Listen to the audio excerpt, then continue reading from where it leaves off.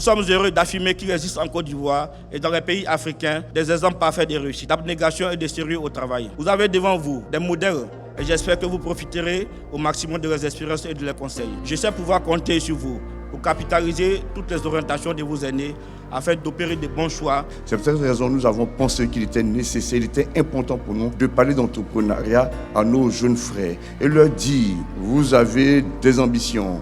Parce qu'à tout moment, vous aurez à faire des choix difficiles. Et faire des choix difficiles, ça implique de pouvoir bâtir ces choix-là sur des fondations. L'échec, c'est le compagnon de route de l'entrepreneur. Tu vas tomber souvent. Le plus important, c'est comment tu vas te relever et arriver à avancer encore plus vite qu'avant de tomber. L'entrepreneur est l'ADN du secteur privé. Quand vous êtes un entrepreneur, vous êtes celui qui crée de la valeur, celui qui crée de la richesse. On doit changer de modèle économique. Et cette transformation de l'économie va se faire à travers l'entrepreneuriat. Qu'on ne monte pas une entreprise pour devenir riche. C'est ça votre objectif, vous avez échoué. On monte une entreprise pour répondre à un besoin de la société.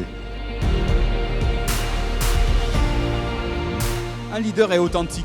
Un leader, il inspire. Quand il inspire, ça veut dire qu'il mène par l'exemple. Et si vous n'êtes pas passionné par ce que vous faites, la probabilité que vous changez est très grande.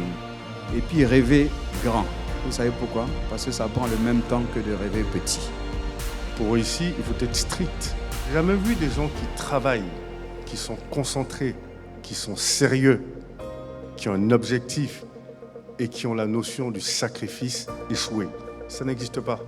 On devient bon en accentuant ses qualités et en minimisant ses défauts.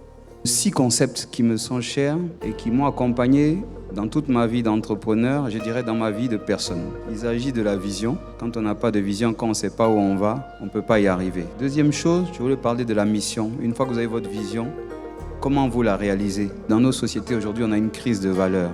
Quelles sont les valeurs que vous incarnez aujourd'hui? Enfin, et ça c'est important pour des enfants de troupe, le travail d'équipe. Ensuite, la résilience. Comment vous allez avancer? Comment vous allez être résilient? Et tout ça s'englobe à travers quoi finalement? Le leadership. Lancez-vous. Qu'est-ce que vous risquez? Au contraire, vous ferez des erreurs et vous ferez des petites erreurs. L'entrepreneuriat, c'est un mariage monogame. Très jaloux, qui n'accepte pas qu'on le prenne à temps partiel. Entrepreneur, c'est 200% de votre temps. Il n'y a personne qui naît et on lui a inoculé le médicament de l'entrepreneuriat. On est tous pareils et puis on commence à cultiver ça progressivement. J'étais encore tout jeune, j'ai lancé cette entreprise. 5 ont fait faillite.